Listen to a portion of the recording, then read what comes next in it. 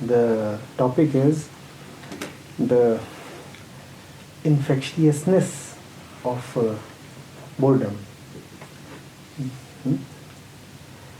Not only is boredom infectious, anything and everything that the mind experiences is contagious, infectious.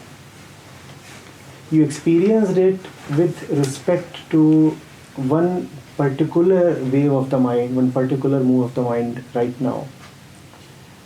That does not mean that only boredom is contagious. That rather means that right now there is a particular environment in which you could observe this particular infectiousness that affects the mind. It is happening at every moment. Mind you, it has happened 300 times with you since this morning. But you couldn't notice it in the previous 299 occasions. So the question to be asked is not whether boredom is infectious. Mind itself is an infection, an acquisition, an import. There is no wave in the mind that arises on its own. Because on its own, anyway, the mind is nothing. The mind operates in dualities. And duality is nothing on its own. One end is dependent on the other just as much as is the other end dependent on the first one. So what is on its own? Is the world on its own? No, not really. The world is dependent on the mind. Is the mind on its own? No, not really. The mind is dependent on the world. Where do both come from? That will be answered when there is no mind to ask this question. That will be answered when there is no mind to receive the answer. Now that's a pretty impossible thing for the mind to grasp.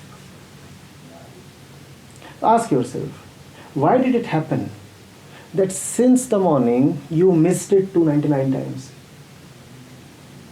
Since the morning you would have experienced shades of happiness, boredom, sadness, excitement, depression, frustration, ambition, hope, anxiety, playfulness, right?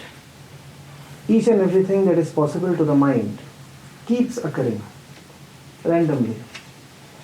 Why are we unable to observe that it is not arising from within, that it is just a reaction to some external stimulus? Why do we fail to detect that? That is one part. Second, what is unique about this situation that you could indeed detect it now? That is the question to be asked. You see, we live lives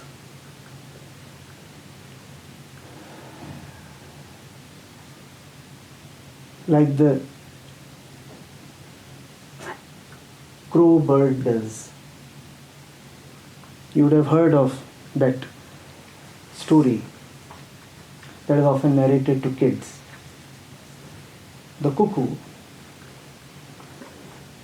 keeps its eggs in the crow nest. The crow is not watchful enough, not vigilant enough, lacks in discretion, vivek. The cuckoo does not ask, does not inquire, are these eggs my own? What does the crow do then? It keeps looking after, protecting, nursing those eggs as its own.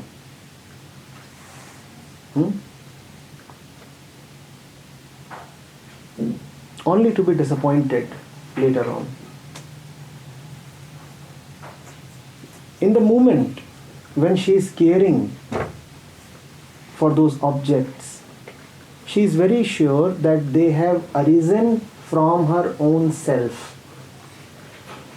Just as we get attached to our thoughts The crow bird remains attached to those eggs. We remain attached to our thoughts precisely because we think that our thoughts, our mind, its disturbances, its hopes, its highs and lows, its attachments, its likes, its dislikes are our own. So what does the crow bird think? The poor female crow. The poor female crow.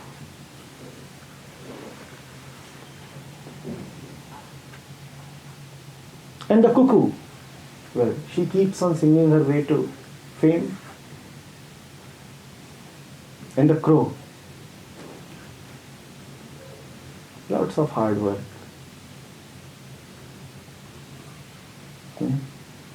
And an even bigger disappointment.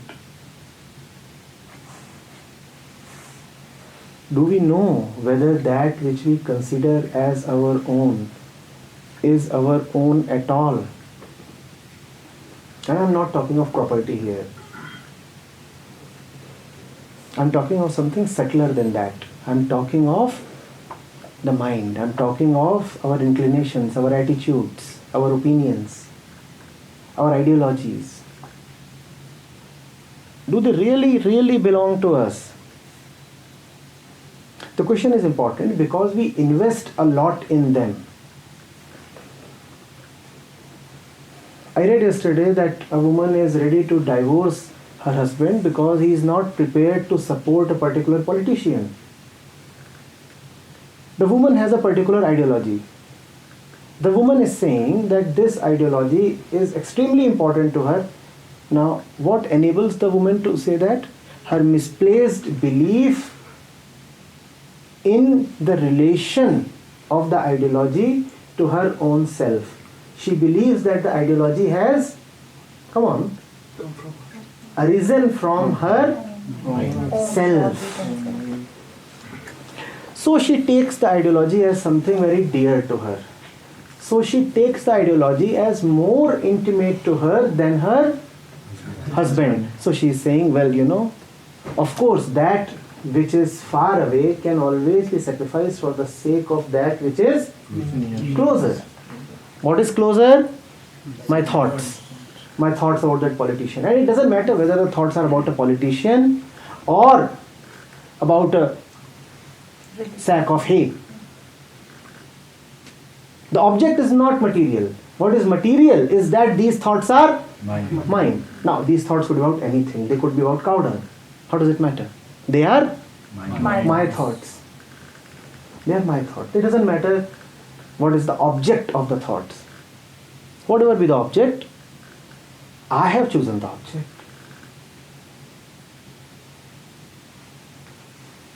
Are we sure our thoughts are our thoughts?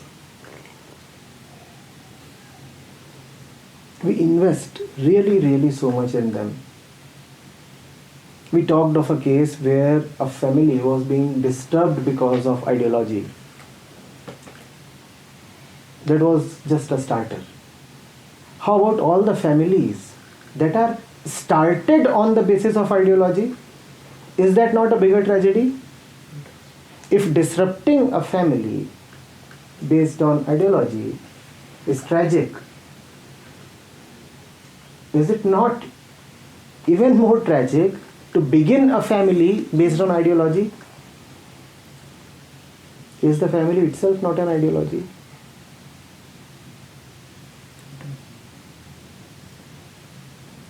Yes? And we invest ourselves so much in everything that is born out of thought.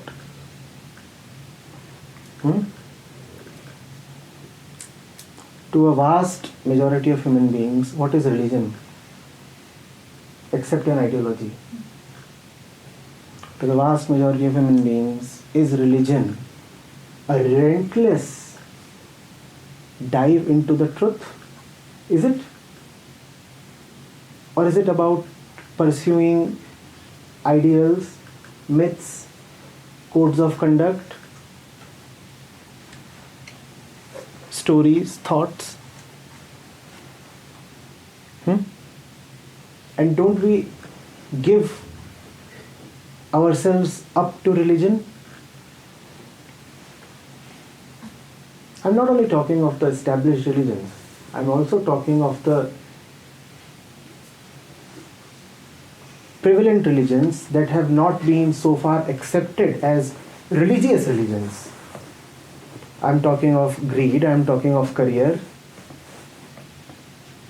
I'm talking of progress, I'm talking of knowledgeability.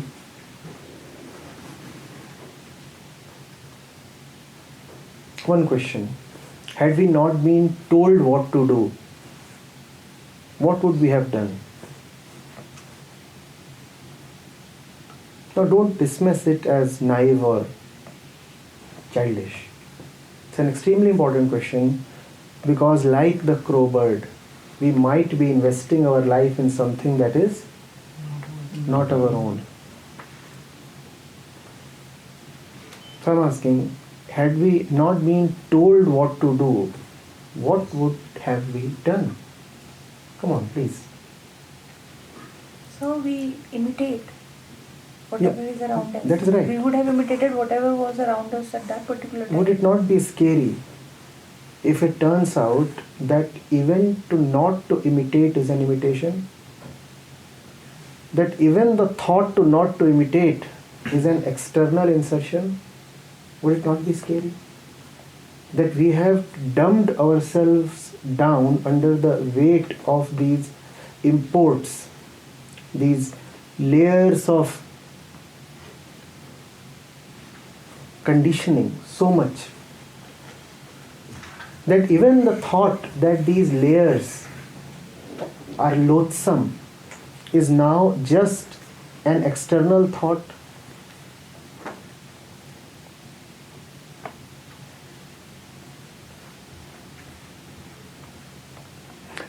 I have a reason why I am saying this.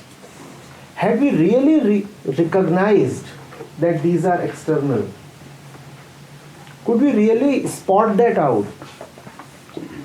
Then we would have so far gotten rid of that which is external and yet sitting upon us. Please see where I am coming from. We say we imitate. Had we really known, and the stress is on the word known, the knowing that I am talking of has a different quality. It's real. Had we really known that we imitate, would we still be imitating? I'm asking this. But we keep imitating and yet say that we know that we imitate. Now surely then this knowing that we imitate is also not at all real. This is also an import. This is also an import. Now is that not scary? Even the thought that we are conditioned is a conditioned thought.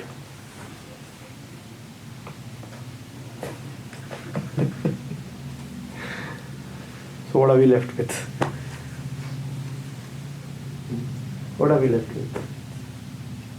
So this is the same situation that we are inside the boundary and we are talking of something outside of the boundary. Of course. Because inside the boundary is kept one holy book that tells you fancy stories about the situation outside the boundary. Exactly. Inside the boundary is kept a holy book, and also sits some great guru who keeps on telling us fancy stories about what lies outside. Yeah. So despite sitting here, we are knowledgeable in our own mind, as per our own claims about what lies there, what lies beyond.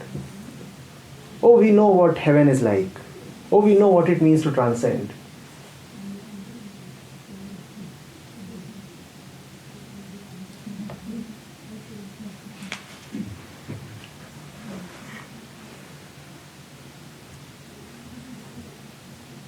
You are in college, right? Of course, you will be entering college.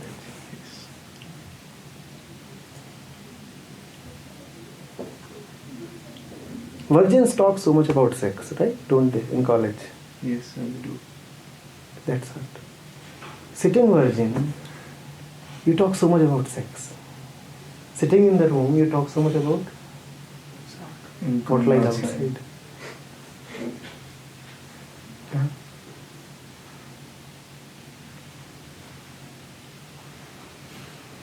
Everything we do is already existed. मतलब हम अपना कुछ करते ही नहीं हैं. That is not a relevant question. The relevant question is, are even these words your own? It is not material whether so far we have lived a borrowed life. What is much more material is whether even this realization is authentic.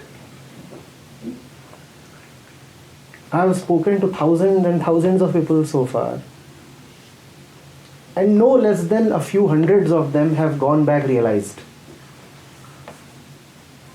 It is this realization that I am apprehensive of.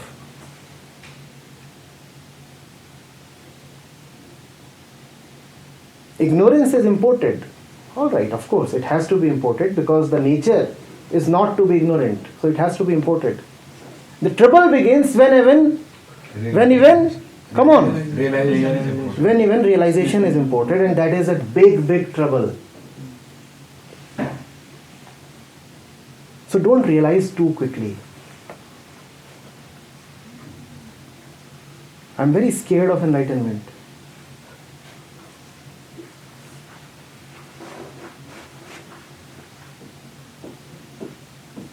We have somebody here. I mean, not here physically, but here close by. Sonari knows him. His favorite line is, "Now I realize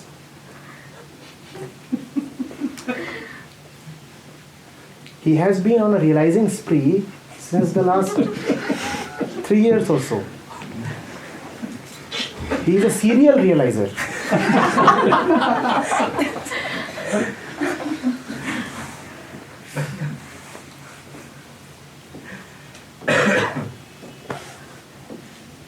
Be cautious of your own confidence.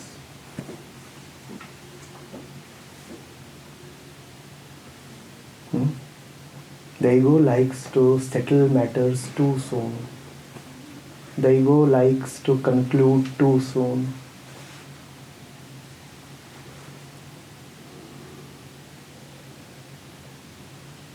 Wherever there is a conclusion, wherever there is a settlement, wherever there is an ending that thought can grasp,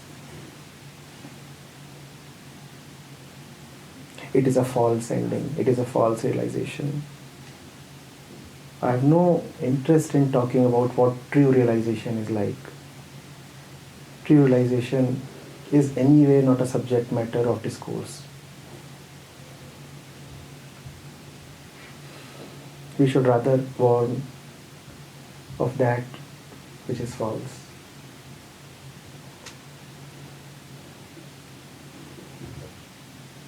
The ego can never be restful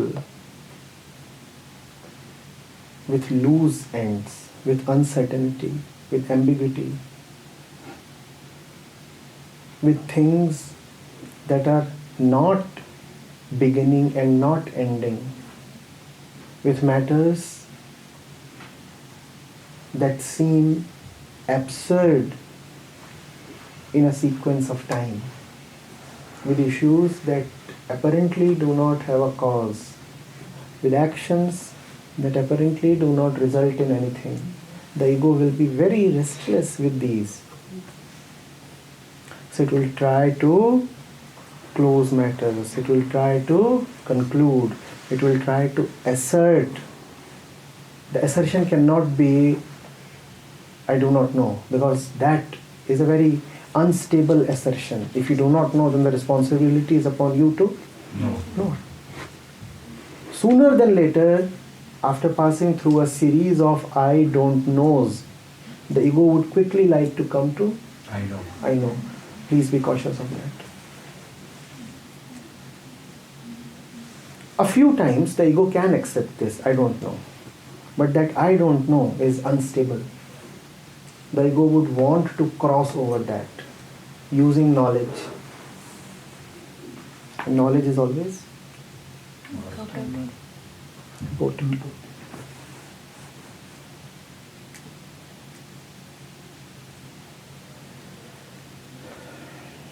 So, Anuradha, understood? Yeah. Was the yeah yours?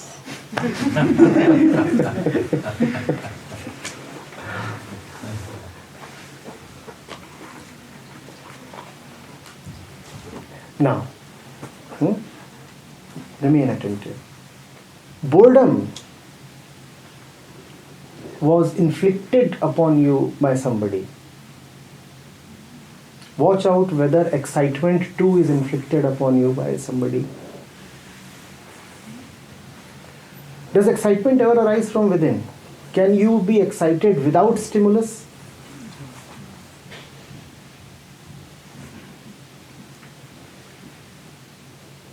Don't so easily conclude. We don't know. Better to stay in a position of finding out. So go out and discover. See how it happens in the shopping malls. See how it happens in front of the television, in front of your mobile screens, in front of your loved ones, in front of the ones you hate. See how it happens.